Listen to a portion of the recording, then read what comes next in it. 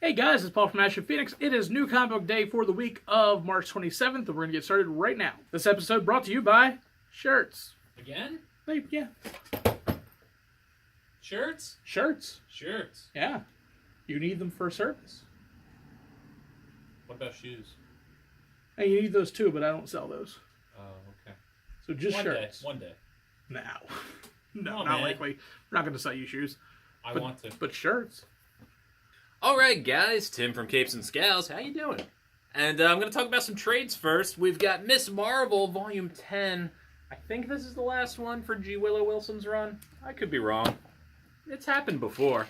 We've got Cloak and Dagger, Negative Exposure. This is its first time in print. It's probably great. Probably.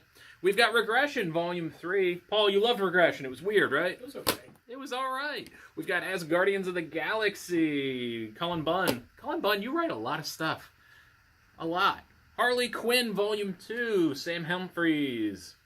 We like Sam Humphries, right? Yeah. Not necessarily Harley, but Sam Humphries. Sorry, Sam Humphries, I tried. We've got Joshua Williamson's The Flash. Now this you read a little of, right? You were digging that. I think so, yeah. He thinks so. We've got Super Sons. This is the start of that DC Zoom young kid reader line thing. And then we've got Mara, Tidebreaker, DC Inc.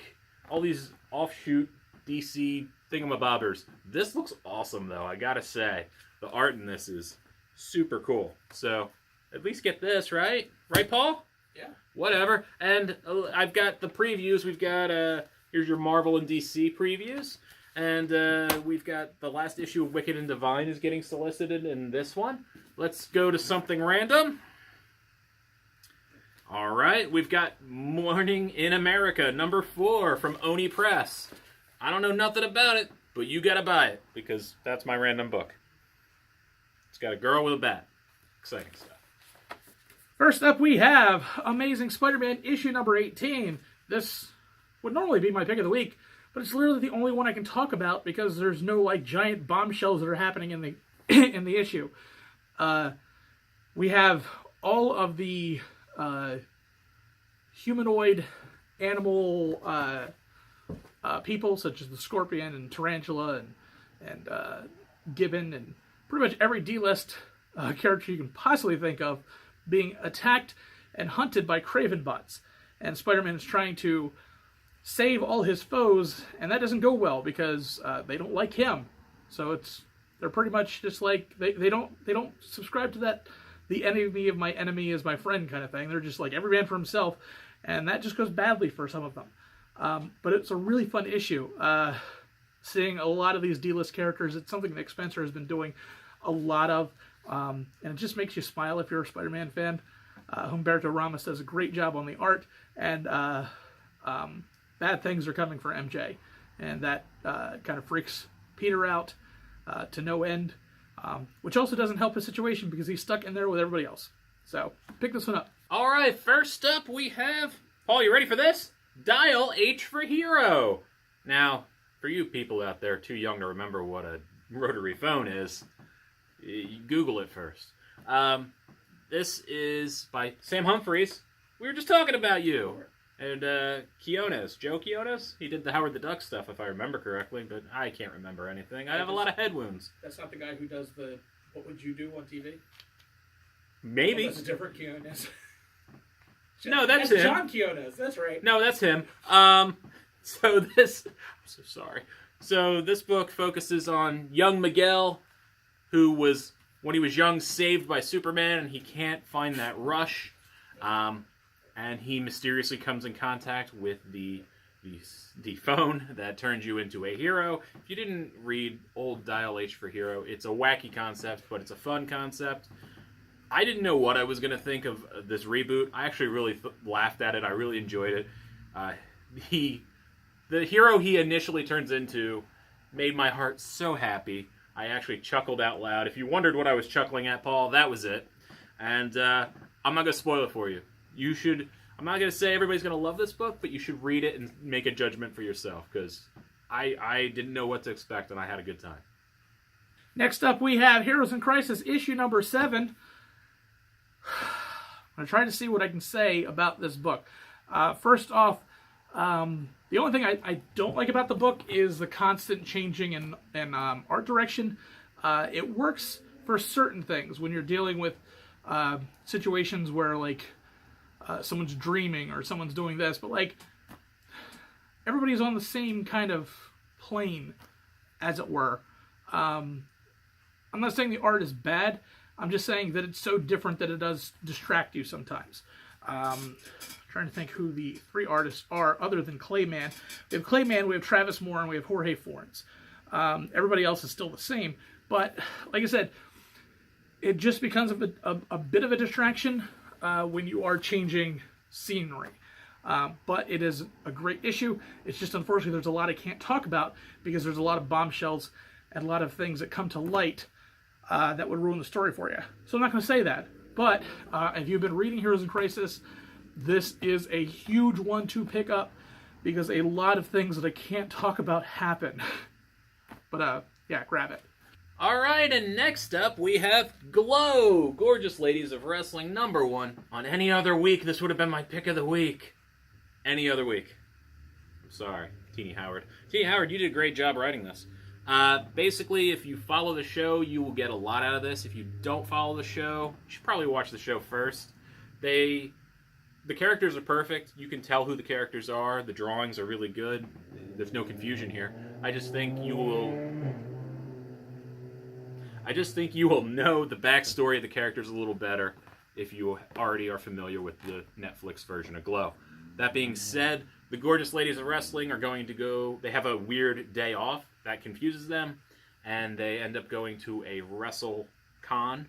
And they end up wrestling there. And it is going to be quite silly, the lead into issue 2, who they're going to wrestle. It's just a lot of fun. And the way it's written is perfect to the characters. So if you enjoy the show, you should read this. And my pick of the week is Goddess Mode issue #4. And again, I want to try to talk about as much as I can. But there's some bombshells in here too. A lot of things that are going on. The main thing that is happening is Cassandra is trying to find out what her power is, what it does in this world and also Azoth. And she kind of gets an idea of what's going on, but they go tragically wrong. This has been a fun book. Zoe Quinn has been doing an amazing job. Robert Rodriguez has been stellar on the art, and Rico Renzi, like I said, I don't mention the colorist a ton, but man, Rico Renzi just really makes all of this pop. It's colorful, it's beautiful. This is a fun read. This is definitely one of the ones that I picked up and I've added to my bin. So you should definitely check this one out. We're probably 1 or 2 issues away from the trade, so if you haven't been reading this recently, you should be able to get a chance in trade form very, very soon. But if you have been on this ride with me, yeah, expect some really bad things to happen that you may or may not like. All right, so my pick of the week, what's it going to be, Paul? What could you think it would be? Got an idea. It just kind of has to be Detective 1000, right? Well, no, it doesn't have to be, but this was very good. Like Action Comics 1000, this is a bunch of stories, and it's massive. It's a huge book. So many good stories. Couple stories I didn't care about, but you get a wide variety of Batman stories. You got a lot of your usual suspects in there as it relates to Batman. You get a fun Kevin Smith story. You get Tom King. You get Brian Michael Bendis. You get Warren Ellis. You get a lot of fun people. A lot of good artists from over the years as well. Just a ton of stories. My favorite one probably being the Penguin story by Bendis and Mayleave. Basically, this is everything they hype it up to be. This is one big blockbuster issue. You should find something in here you enjoy. It's a good presentation. It's a lot of different things going on, and I really did enjoy it. So it's what you expected, so you need to go buy it. So go buy it right now and buy like 27 different covers. I like the 40s one. I think that's the Bruce Timm one. Anyways, I can't talk a lot about it because it's no surprise. This is fantastic. So pick it up. It's a landmark issue. Oh, they even put that on there. Brilliant marketing, DC.